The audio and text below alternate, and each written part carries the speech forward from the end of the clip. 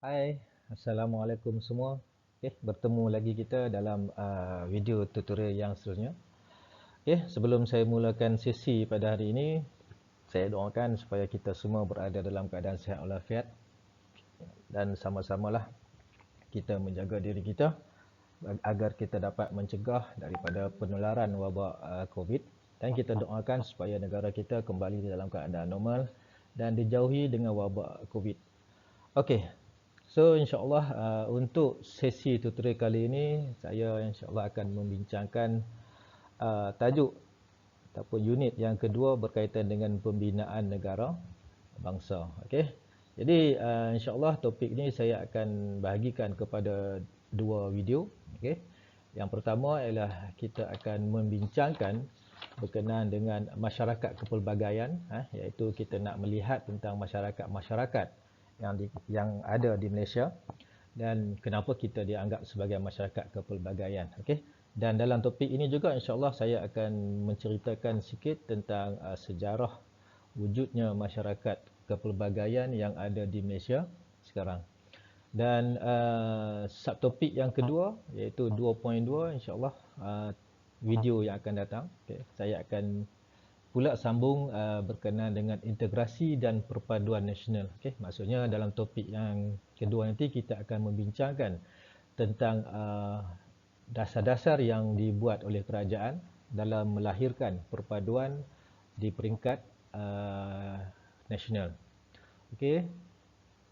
Jadi ini antara topik yang akan saya sentuh lah. Okay. Iaitu yang pertama saya akan bincangkan tentang topik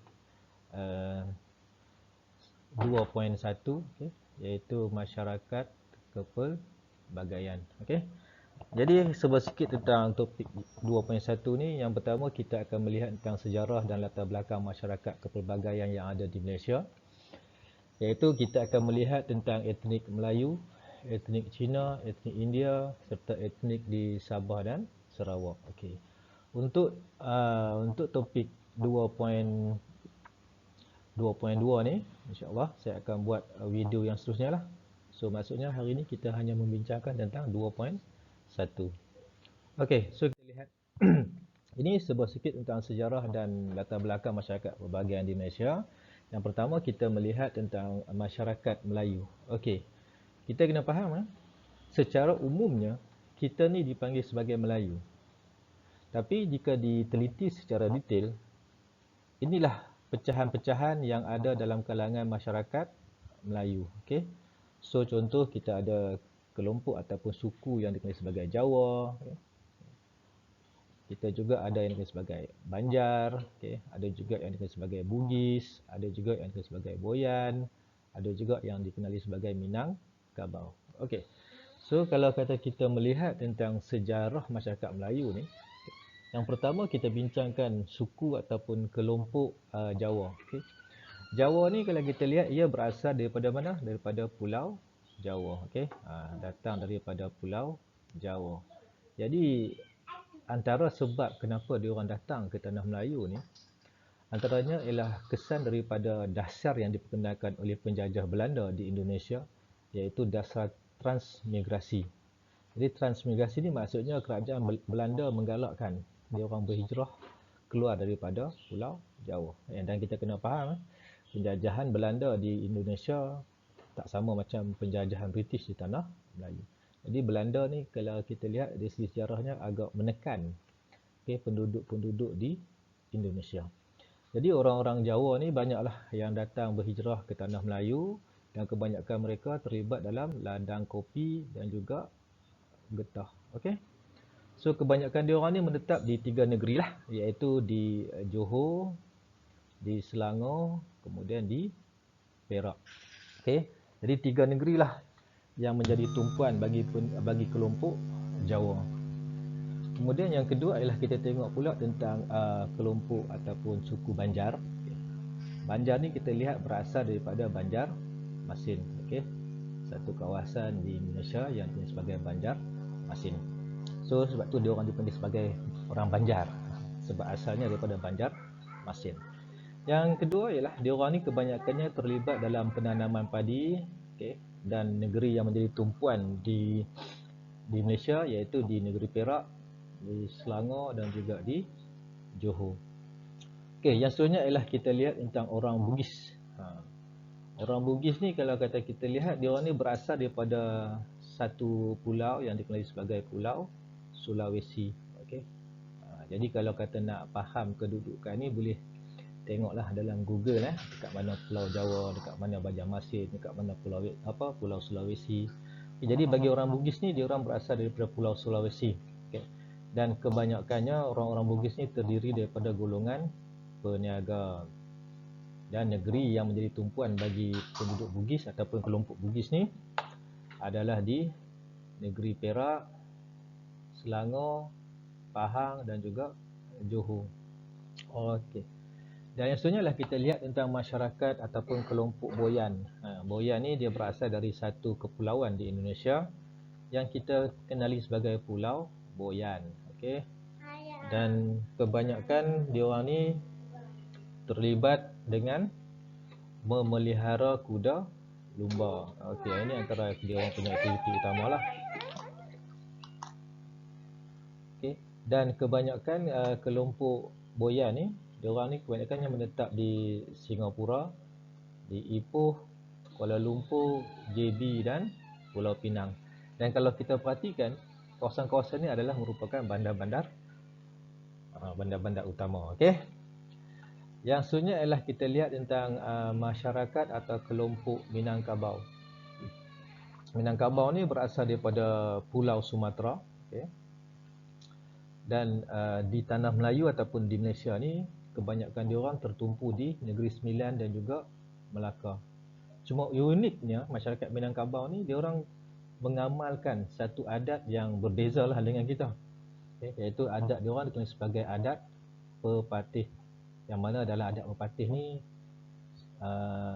masyarakat Minangkabau lebih menitik beratkan kepada anak perempuan. Okay? Dan secara umumnya, kegiatan utama diorang adalah perniagaan dan juga pertanian.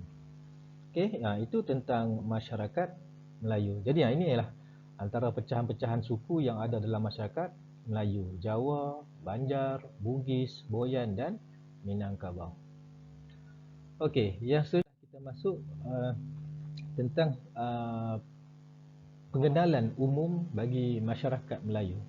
Okey, secara umumnya orang Melayu, bila kita bincang bab politik, okey, dalam bab politik ini antara parti-parti utama yang menaungi orang Melayu ataupun ditunjangi oleh orang Melayu. Contoh UMNO, PAS, PKR, Amanah, Bersatu. Dan orang Melayu merupakan orang yang dominan dalam politik di Malaysia. Yang kedua, kita lihat dari segi ekonomi. Dari segi ekonomi pula kita lihat kebanyakan orang-orang Melayu ni dia terlibat dalam pentadbiran awam. Sebab tu kita tengok di Malaysia ni, majoriti penjawat awam adalah orang Melayu. Selain daripada itu, orang Melayu juga terlibat dalam sektor pertanian. Kebanyakannya pertanian bersifat tradisional lah, antaranya pesawah padi ataupun pekebun getah. Selain daripada itu, ada juga orang Melayu yang terlibat dalam perniagaan.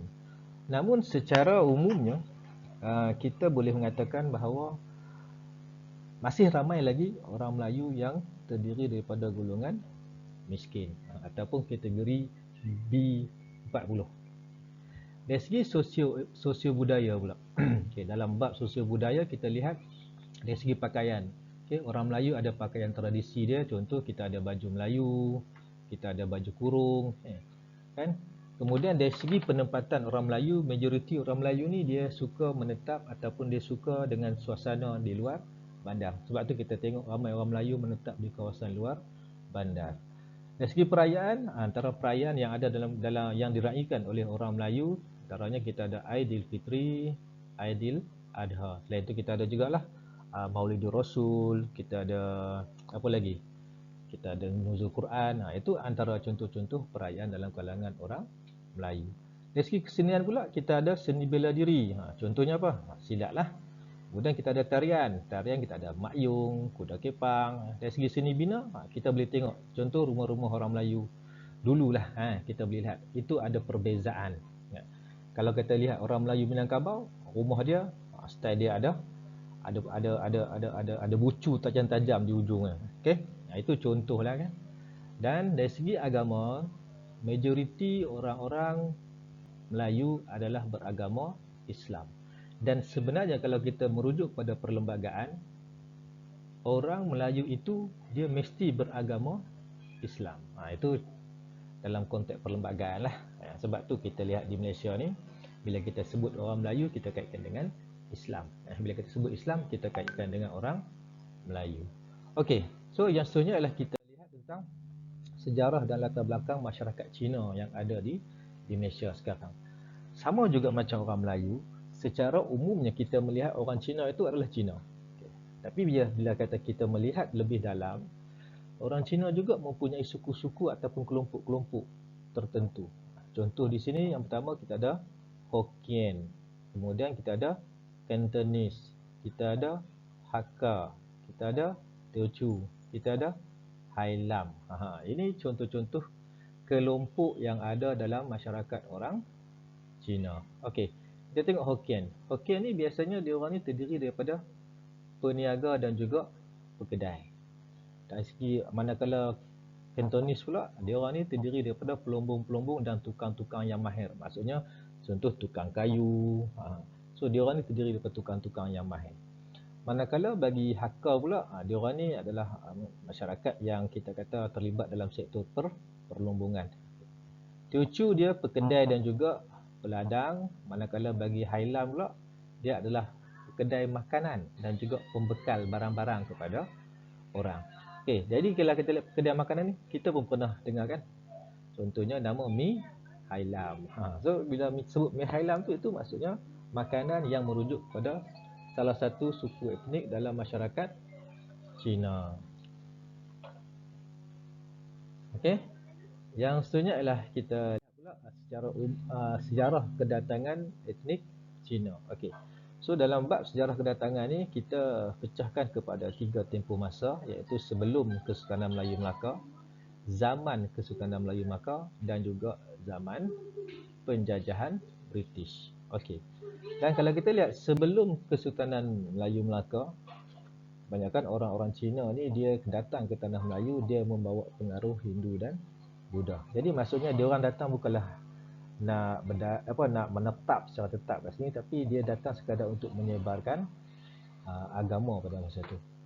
Yang kedua, kita tengok zaman Kesultanan Melayu Melaka. Kalau kita lihat kebanyakan orang-orang Cina semasa zaman Kesultanan Melayu Melaka, dia orang ni datang secara sukarela. Sukarela maksudnya apa? Dia orang memang nak datang. Tapi kedatangan dia orang bukanlah dalam jumlah yang besar. Biasanya dia orang datang dalam jumlah-jumlah yang kecil. Contoh datang untuk berdagang, datang untuk orang kata apa, singgah tanah Melayu sebelum pergi ke Arab. Jadi dia orang datang dalam bilangan yang kecil. Dan kedatangan dan kebanyakan dia orang ni bila kata berada di tanah Melayu, dia orang bergantung dengan penduduk tempatan. Maksudnya ada komunikasi, ada perhubungan dengan penduduk setempat.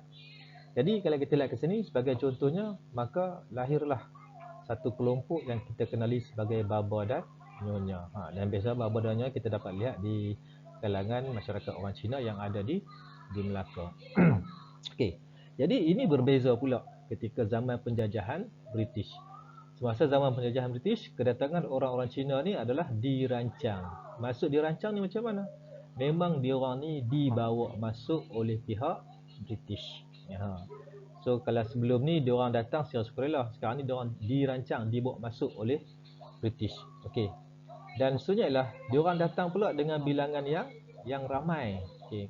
Jadi maksudnya diorang datang secara beramai-ramai untuk ke tanah Melayu. Kenapa datang beramai-ramai? Sebab adanya peluang dari segi pekerjaan. Dan apabila diorang datang beramai-ramai, maka apa yang berlaku? Tidak bergantung kepada penduduk tempatan. Maksudnya kat sini, diorang hidup dalam kelompok diorang sahaja. Dan komunikasi dengan penduduk setempat tak berlaku sebab bilangan diorang yang ramai. Dan seterusnya ialah wujudnya semangat perkauman. Kenapa? Sebab diorang boleh hidup dalam konteks masyarakat diorang. Itu pada masa itulah Jadi maksudnya kat sini orang Cina yang dibawa masuk oleh British, dia orang ditempatkan di kawasan pelumbungan biji. So jadi dia orang hidup dalam kelompok ataupun dalam masyarakat dia orang. Jadi perhubungan dengan penduduk tempatan boleh dikatakan tak wujud lah. Kalau wujud komunikasi pun hanya komunikasi yang terhad. Okey, yang seterusnya ialah kita melihat apa sebab ataupun punca ataupun faktor kedatangan etnik Cina ke tanah Melayu di zaman penjajahan British. Okey, yang pertama ialah dikaitkan dengan faktor kesukaran hidup di negara China. Maksudnya pada masa tu di negara China dia orang menghadapi kesukaran. Maksud kesukaran ni apa? Maksudnya nak hidup susah.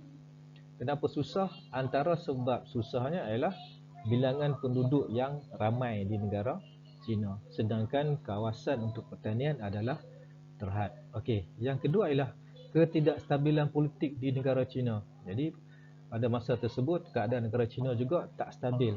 Keadaan politik negara China dalam keadaan kucar kacir. Kalau kita lihat dalam sejarah China, kita boleh melihat tentang perang candu, antaranya perang Taiping. Yang ini semua berlaku semasa zaman-zaman dinasti yang terakhir, iaitu dinasti Manchu.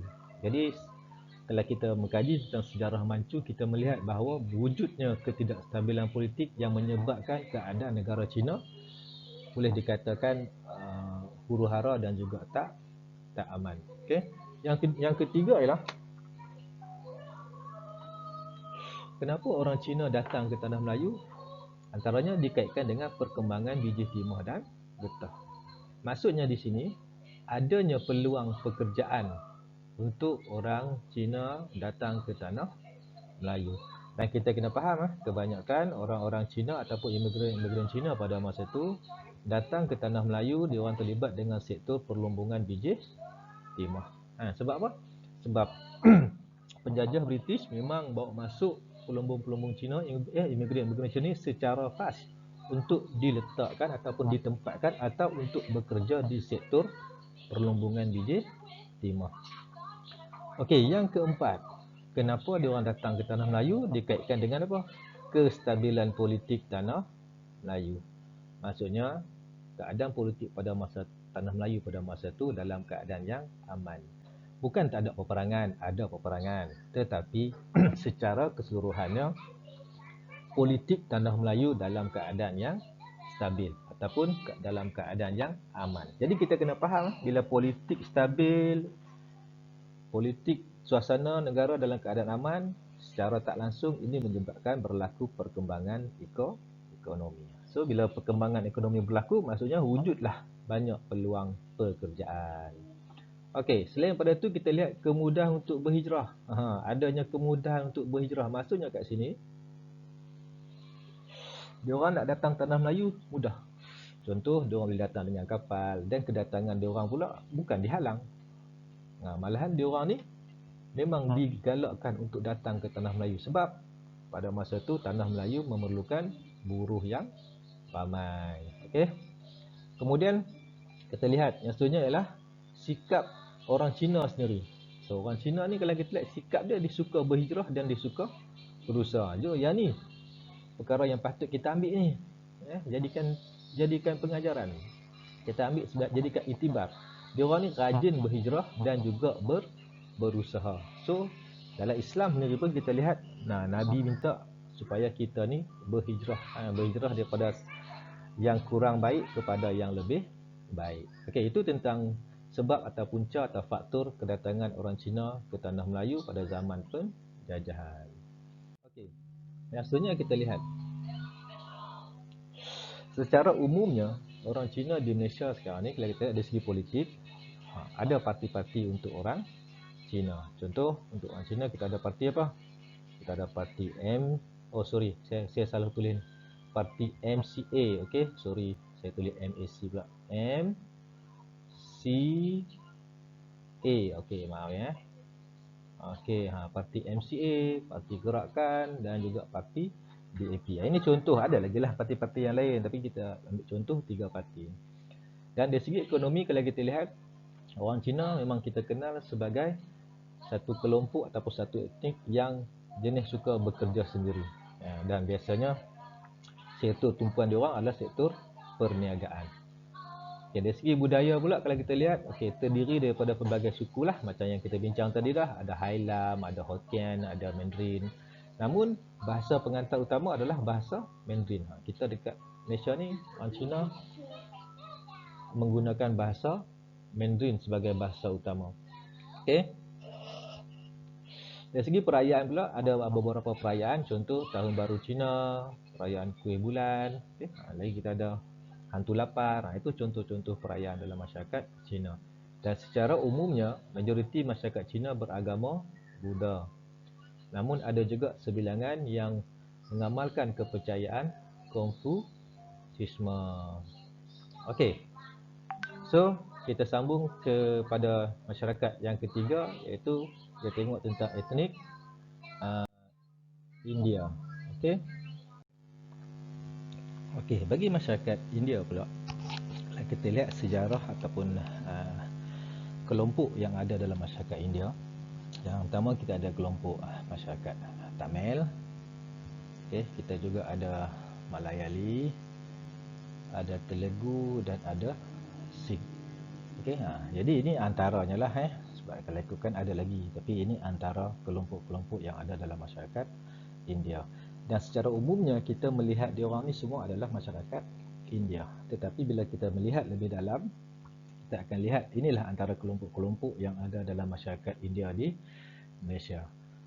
Okey, yang pertama kita lihat tentang kelompok masyarakat Tamil.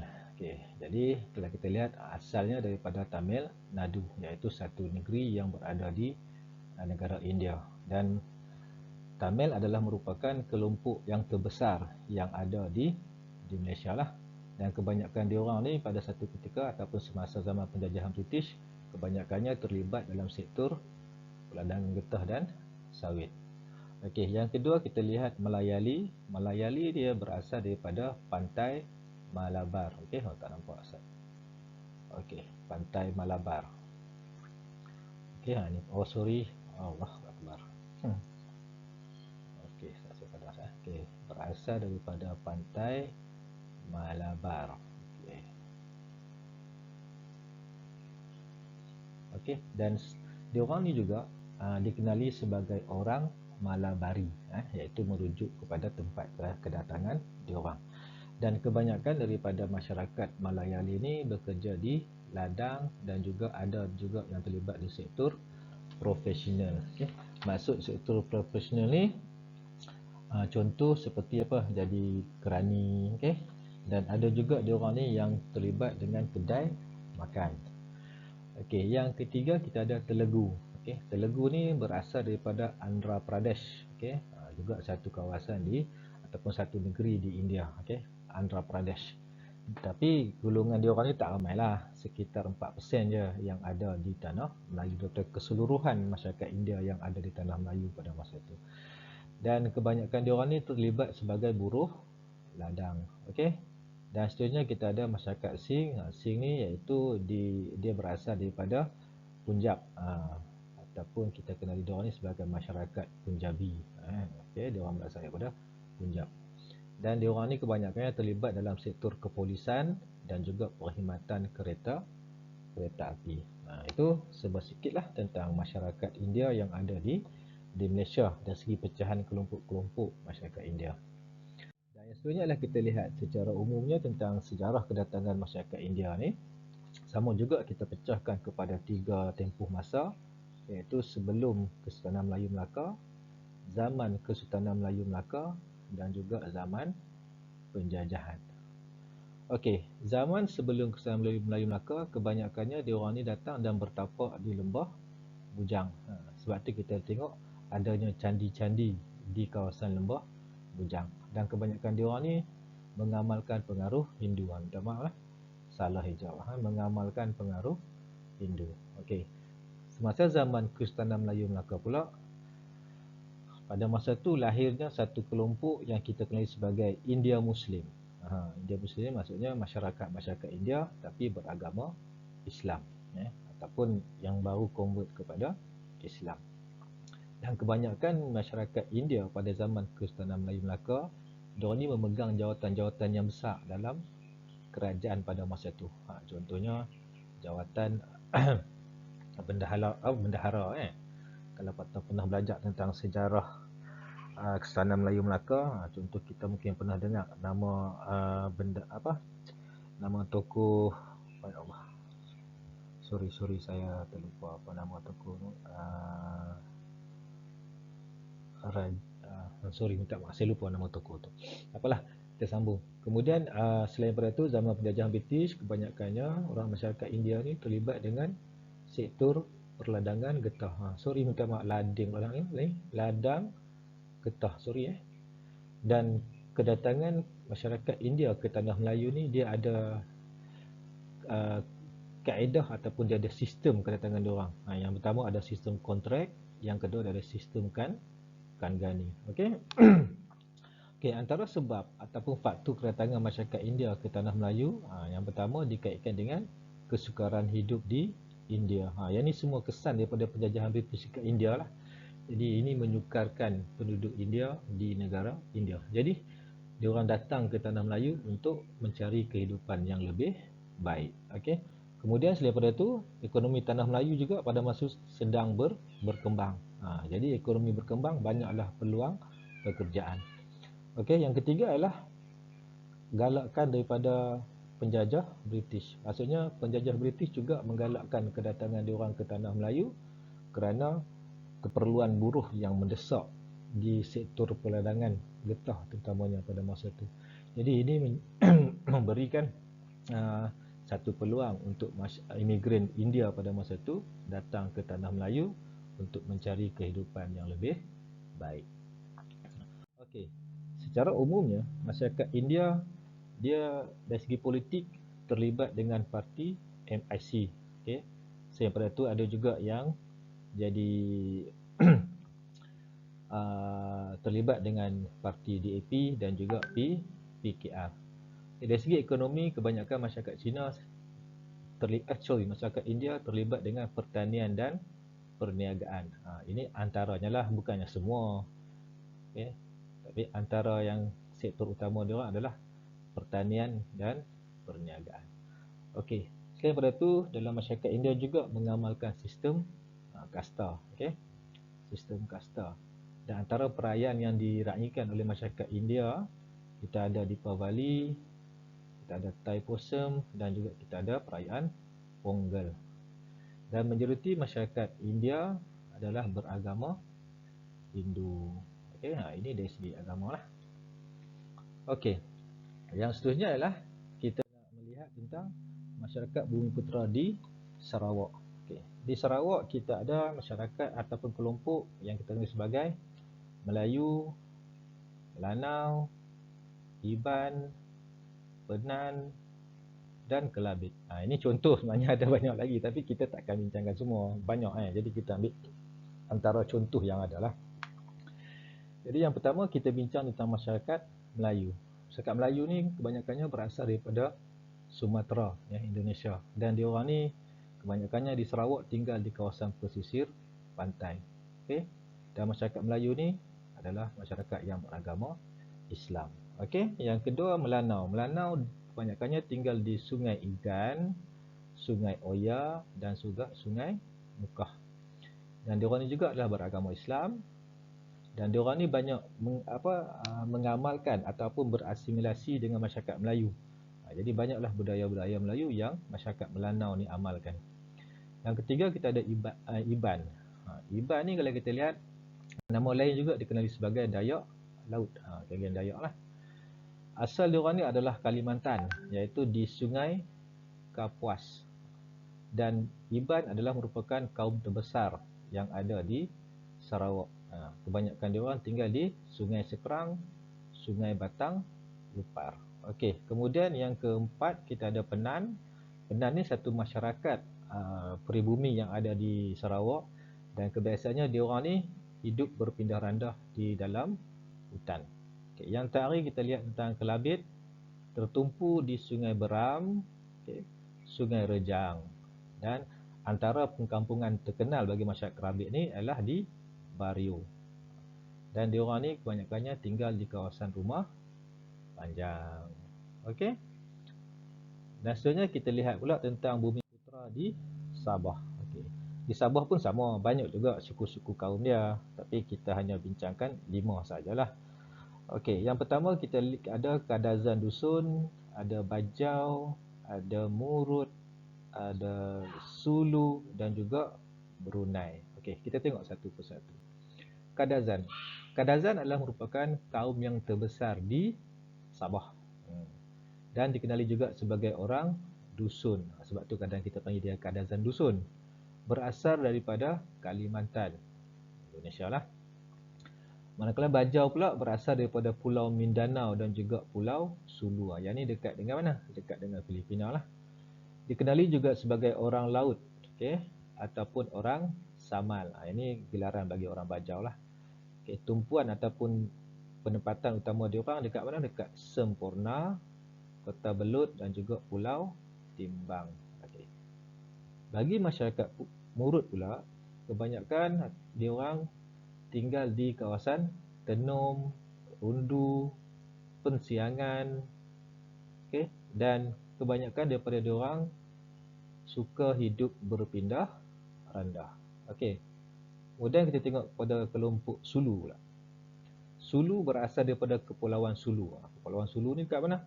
Dekat Filipina lah. Okay. Dan tertumpu di Sungai Sungut. Majoriti dia orang adalah beragama Islam. Okay. Yang terakhir kita tengok kelompok ataupun suku Brunei. Okay, berasal daripada mana? Tentulah Brunei kan. Dah nama dia pun kelompok Brunei. Okay. Dan penempatan dia orang yang utama di Sabah ialah di Beaufort, Kimanis, Papar. Okay. Dan dia orang ni adalah beragama Islam. Okey, so itu saja untuk hari ini. Sekiranya ada soalan, boleh WhatsApp saya ataupun boleh dikemukakan ketika kelas online. Okey. Dan untuk video yang akan datang, saya akan membincangkan tentang subtopik 2.2 iaitu integrasi dan perpaduan nasional. Okey. Dan pesanan yang terakhir saya, sama-samalah kita cuba dan berusaha untuk memastikan agar wabak COVID ini akan berjaya kita tangani dan berjaya kita asasi, dan mudah-mudahan negara kita kembali pulih dalam keadaan aman dan harmoni. Okey, so insyaAllah berjumpa lagi pada video akan datang. Terima kasih banyak-banyak. Assalamualaikum warahmatullahi wabarakatuh.